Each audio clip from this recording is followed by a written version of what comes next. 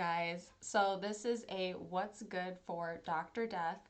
It is an anthology series where each season it kind of showcases a doctor that has done wrong to its patients. So the first season showcases a neurosurgeon in Texas by the name of Christopher Duntsch. I think I pronounced that correctly. It has been something where I've wanted to make sure it's been correct. And the second season showcases Paulo Macarini, where recently Netflix they had a whole docu-series on Paulo and his artificial windpipes. So if you haven't watched that, check it out. And then since they came out with the second season, it's been really interesting to see how it kind of compares to the documentary, if they left some things out, what is kind of dramatized, because this is something where it is based on the true events, but you have actors playing these people, so there are some things that are going to be very dramatized.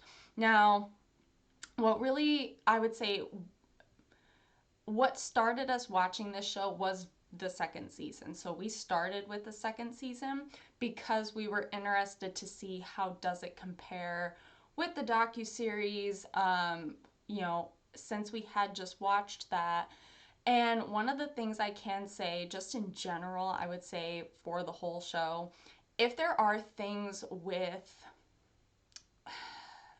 anything medical wise that kind of makes you squeamish, when it comes to blood, maybe anything like procedural, kind of getting into the body, they do have a lot of that in here. So that might be something where if you can kind of sense that, or,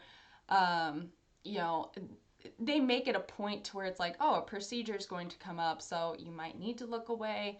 That's just something I want to forewarn you about, because there were some times, even within the second season, because I get a little weary when it comes particularly like to the throat. And so when they would do different things there, I'm like, oh yeah, I really can't. I can't look at that.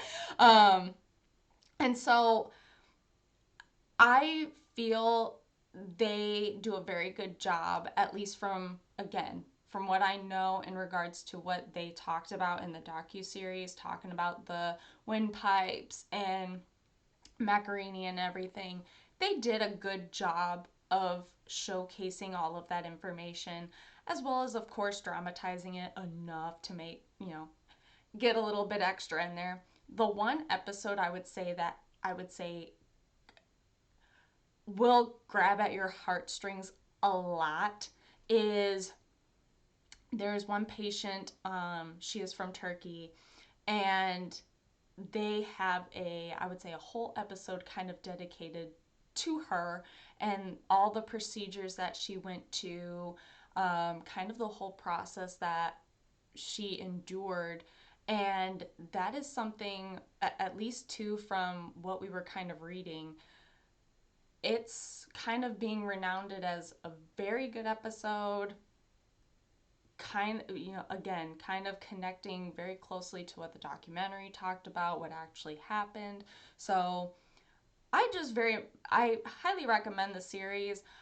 I would be very curious. I have to see what documentaries might be out there, or docu-series might be out there in regards to Christopher. I'm sure there's something out there.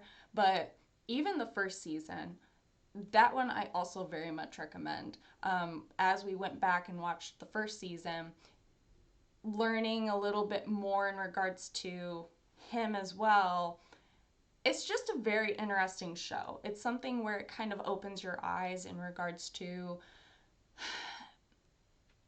what is kind of slipping through the cracks, what could be done differently, and, you know, could somebody have said something, what could have been done differently. It kind of, it's always very interesting. It's always those kind of what if questions. And it's just very interesting. That's all I can say. And I very much recommend it. Again, if that's something that you're really interested in and you're really curious about. So, Dr. Death, go check it out. If you've seen it, Feel free to leave your thoughts down below, and I will talk to y'all later. Bye.